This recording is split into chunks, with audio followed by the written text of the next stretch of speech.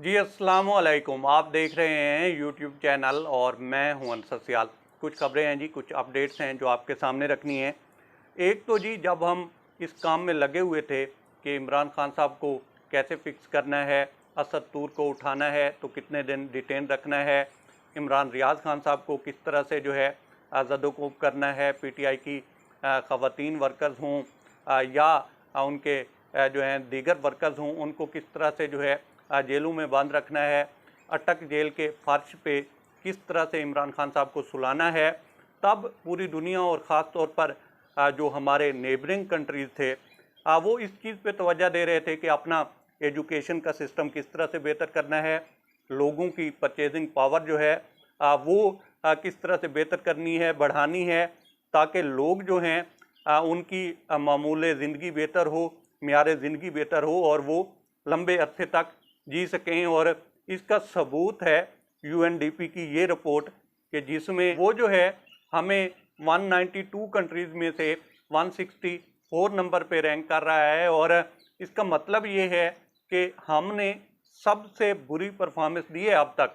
आप देखें कि 2018 और 19 के बाद ये चार्ट आपके सामने आ रहा है, तसलसल के साथ हमारी जो तनज़ली है उसमें इजाफा हो रहा है। और यहाँ पे दावे किए जाते हैं कि जनाब बड़ा काम हो रहा है ह्यूमन डेवलपमेंट के ऊपर, और यहाँ पे जनाब पीडीएम पार्ट 1 भी इसी खिदमत के लिए आया था और पीडीएम 2.0 भी इसी खिदमत के लिए आई है। आप ये देखें कि हमसे श्रीलंका आगे निकल गया है, बल्कि श्रीलंका तो साउथ एशिया में 73 नंबर पे सबसे बेहतर परफॉर्मेंस दे रहा है, जिसकी अक्सर मिसालें दी जाती। फिर बांग्लादेश जो है वो 129 नंबर पे जो है रैंक कर रहा है। और तो और हमसे इंडिया भी आगे निकला हुआ है और वो 134 नंबर पे जो है रैंक कर रहा है। इसका मतलब ये है कि उन लोगों ने कोशिश की है कि उनके लोगों के ऊपर तवज्जो दी जाए, ना कि इस तरह से जैसे हमारे यहाँ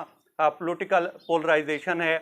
अब वहाँ पे मोदी के ऊपर तनकीद तो की जाती है कि जनाब उसने ये कर दिया, उसने वो कर दिया, लेकिन ये जो रिपोर्ट है ये बताती है कि उन सब मसाइल के बावजूद कि वहाँ पे परफॉर्मेंस जो है हमसे बहुत बेहतर है और वहाँ पे भी पॉलिटिकल पोलराइजेशन चलती रहती है, लेकिन इस कदर नहीं है जैसे हमारे यहाँ मुखालफिन को जो है टारगेट किया जाता है। अब आप इस रिपोर्ट में जो चीज़ें हैं जिनकी बेस पे रैंक किया गया है, अब वो 3 चीज़ें थी बेसिकली।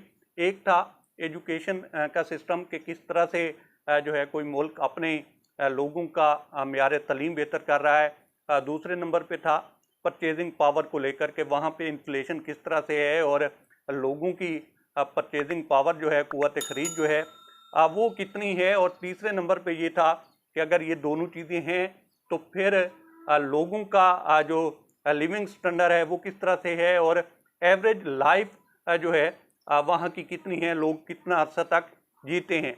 अब इन 3-4 चीज़ों को जो है म्यार बनाकर तो फिर रैंक किया गया है और हमने लिया है जनाब 164वां नंबर। और हमारे यहाँ दावे होते हैं तो जनाब एशिया के टाइगर बनेंगे।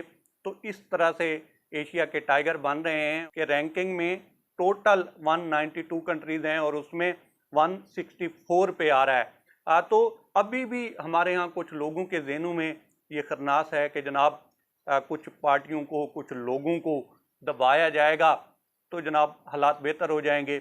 अब वहाँ पे जो है राहुल गांधी को दबाकर इंडिया में जो है हालात बेहतर हो सकते हैं। इसी तरह से शेख हसीना वाजिद जो हैं वहाँ पे कुछ सियासी मुखालफिन हैं, उनको उन्होंने जेलों में डाला हुआ है, लेकिन वहाँ के जो हालात हैं वो पाकिस्तान से मुताबिकत नहीं रखते।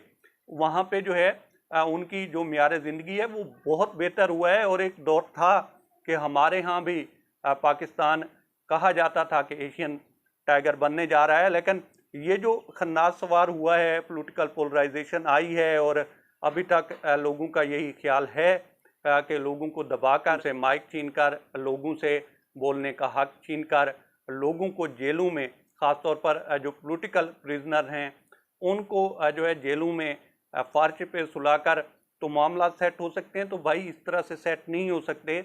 और ये जो रिपोर्ट्स हैं ये बार बार आएंगी और ये बार बार इस चीज़ की निशानदेही करेंगी कि ये जो पॉलिटिकल पोलराइजेशन है ये इन मसाइल का हल नहीं है।